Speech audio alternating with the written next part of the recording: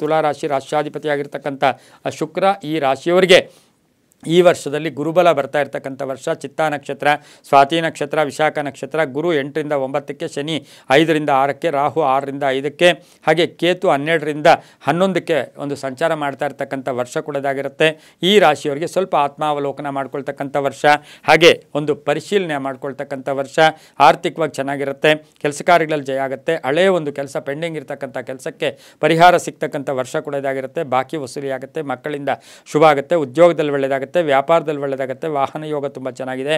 ಅವಿವಾಹಿತರಿಗೆ ವಿವಾಹ ಯೋಗ ಅಂತೂ ಕೂಡ ಹೇಳ್ಬೋದು. ಕೆಲವು ಹೆಣ್ಮಕ್ಳಿಗೆ ಬಂಗಾರ ಕೊಂಡ್ಕೊಳ್ತಕ್ಕಂಥ ಒಂದು ಯೋಗ ಕೂಡ ಇರುತ್ತೆ. ಯಾತ್ರೆಗಳ ಭೇಟಿ ಆಗ್ತಕ್ಕಂಥದ್ದು, ರಾಜಕಾರಣಿಗಳಿಗೆ ಶುಭ ಆಗುತ್ತೆ, ಪಾಲುದಾರಿಕೆಯಿಂದ ಒಳ್ಳೆಯದಾಗುತ್ತೆ. ಹೊಸ ಸ್ನೇಹಿತರ ಪರಿಚಯ ಆಗ್ತಕ್ಕಂಥ ವರ್ಷ ಸಹ ತುಲಾ ರಾಶಿಯವರಿಗಾಗಿರುತ್ತೆ. ಈ ರಾಶಿಯವರು ಈ ಒಂದು ವರ್ಷದಲ್ಲಿ ಸ್ವಲ್ಪ ಸಾಧ್ಯವಾದರೆ ತಾವು ರಾಹುಶಾಂತಿ ಮಾಡಿಸ್ಕೊಳ್ಳೋದು ತುಂಬಾ ಒಳ್ಳೆಯದು.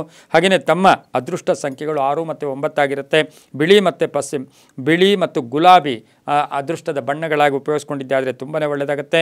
ಓಂ ಅನಂತಂ ವಾಸುಕಿಂ ಶೇಷಂ ಪದ್ಮನಾಭಂಚ ಕಂಬಲಂ ಶಂಖಪಾಲಂ ಧಾರ್ತರಾಷ್ಟ್ರಂ ತಕ್ಷಕಂ ಕಾಲಿಯಂ ತಥಾ ಅಂತಕ್ಕಂಥ ಅನಂತನ ಅಥವಾ ನಾವನಾಗ ಸ್ತೋತ್ರ ಹೇಳ್ಕೊಂಡಿದ್ದಾದರೆ ತುಂಬಾ ಒಳ್ಳೆಯದಾಗ್ತಕ್ಕಂಥ ವರ್ಷ ಕೂಡ ಇದಾಗಿರುತ್ತೆ. ಆದಾಯ 11 ಇರುತ್ತೆ, ಹಾಗೆಯೇ ತಮ್ಮ ಖರ್ಚುಗಳು 5 ಇರುತ್ತೆ. ಆದಾಯ 11, ವ್ಯಯ 5 ಇರುತ್ತೆ, ತುಂಬಾ ಒಳ್ಳೆಯದಾಗುತ್ತೆ.